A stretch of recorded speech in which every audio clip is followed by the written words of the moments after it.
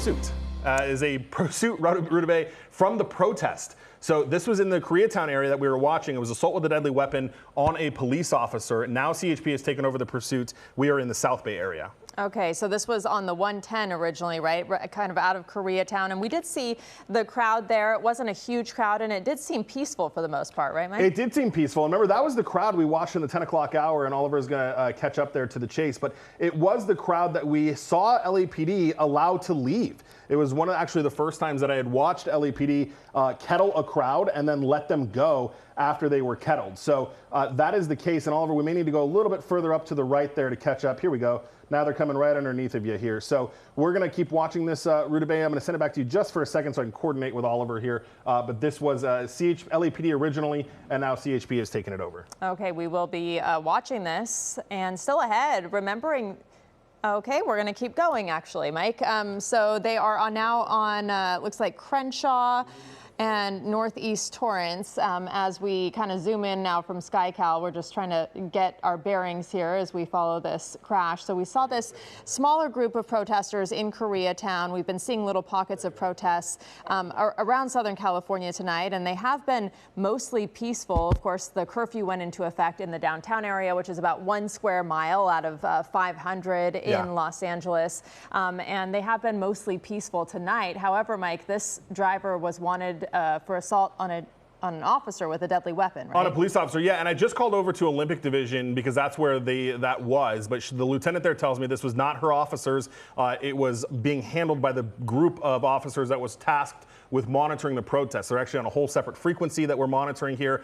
It's unclear what that assault with a deadly weapon was about. If it was the car, which is what we often see when we talk about assault with a deadly weapon on a police officer, it is usually the vehicle being used against them. But with these protests, we have seen other types of weapons being used against law enforcement as well. As we pull into an alley here at Atkinson and Manhattan Beach, the reverse light is on.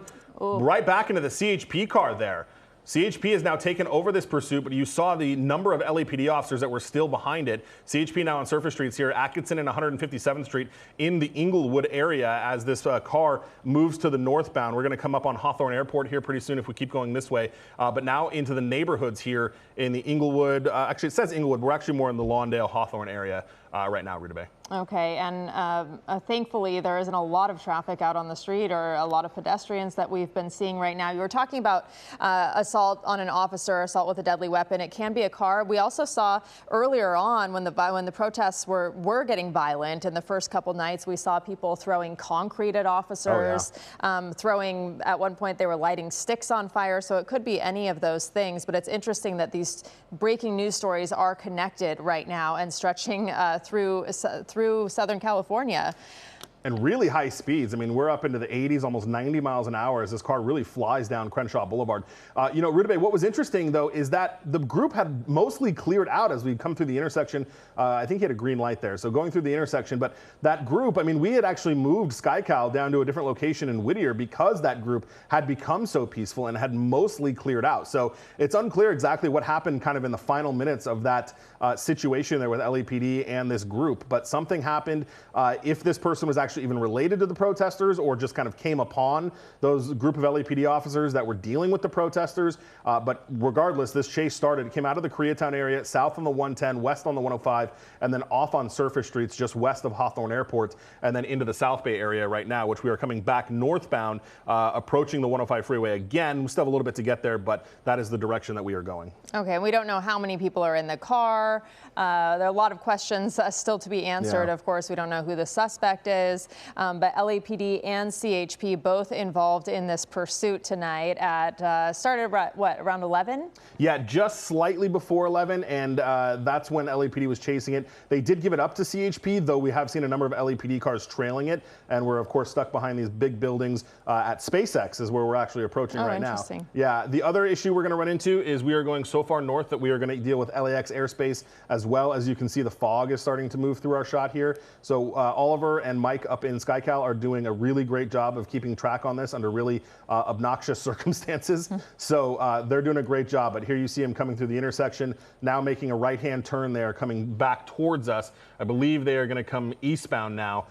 which is good news for us because we are still just south of the LAX Bravo airspace right now. Yeah, getting a little bit of a better view. And we have seen several pursuits just in the past couple of weeks where we saw these huge parking garages kind of like this, where the suspect drove in, and then it was a whole new challenge trying to find the driver and the person in the car. So this driver continuing, though, to drive at high rates of speed. But I'm just thinking to myself, it is so lucky that there aren't so many cars on the road right now. Oh yeah. And the South Bay, is a very residential neighborhood, and hopefully because it is, 11 o'clock at night, a lot of those people are hopefully asleep.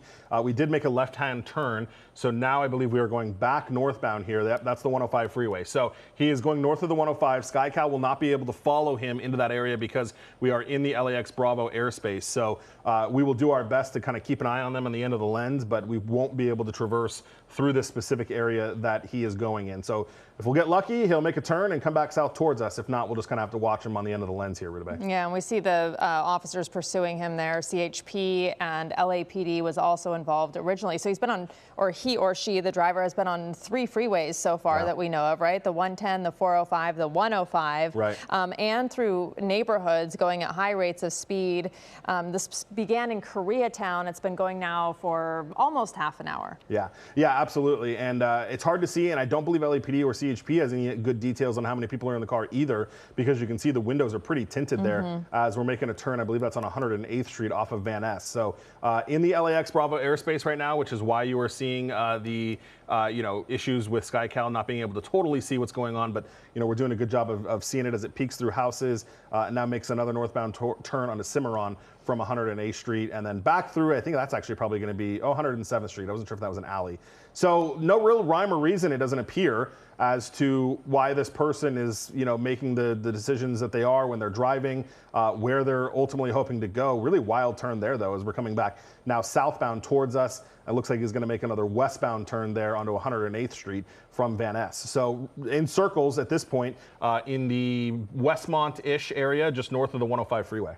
And often we see these pursuit drivers go back to their own neighborhoods and kind of circle around until they think it's safe. And usually it isn't safe, because usually it ends with them in handcuffs or with a crash or a pit maneuver, et cetera. Now you can see going higher rates of speed here. And at one point it looked like the driver might have been slowing down a little bit as he or she came to a light. It almost looked like they were slowing down purposely and going to pull over, and then just started going again. Yeah, and back northbound Crenshaw, you can see some construction cones there from a construction area here. Yeah, and to your point, Rita Bay, they usually do go back home. In this situation, though, they're not going to lose law enforcement. Even though LAPD airship that's overhead is going to have to deal with some airspace issues here, they have an insane number of units there on the ground. CHP officially is the one that has the pursuit. CHP doesn't share pursuits, so it's theirs or it's no one's. So LAPD is there, but they are way fallen back, and they will only be there to support maybe if there is a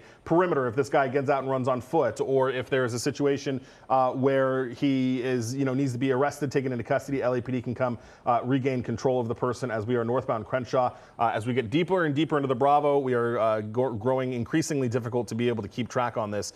We are passing SoFi Stadium, basically, is going to be on the left side of the car as they go northbound Crenshaw. Arbor Vitae is going to be your next street as they come up on 90th Street here as well. So continuing north, actually coming kind of back to the way we started this whole thing, but deep inside the Los Angeles Airport Bravo airspace, which is why we cannot follow it any further. Well, it looks like the authorities are catching up to the driver. Looks like they're pretty close. I mean, it is hard to see. You mentioned it's foggy. We're at kind of a distance. We have the airspace issue, but you can see the driver there, and then you can see the lights from the law enforcement vehicles behind that driver, and they have not lost that driver. Yeah, definitely not. Oliver telling me that he may have popped a rear right tire. So that would be good news. That would at least slow him down. And if he gets the speed slow enough, CHP may be able to conduct a pit maneuver. So far, that hasn't happened, but we may see those CHP units inch closer and closer. And as it's getting, growingly difficult to see. And there he goes as he kind of rounded that corner. We're probably going to lose him amongst the buildings. For reference, we are shooting this from a very, very great distance. We are looking several miles to the north to try to keep eyes on that. And unfortunately, as it continues to go north deeper into the LAX airspace, we are starting to lose it at this point. Okay, well, we will keep an eye on it off camera, Yes. and if they come back into sight, we will bring that back and definitely keep our viewers updated on how this ends.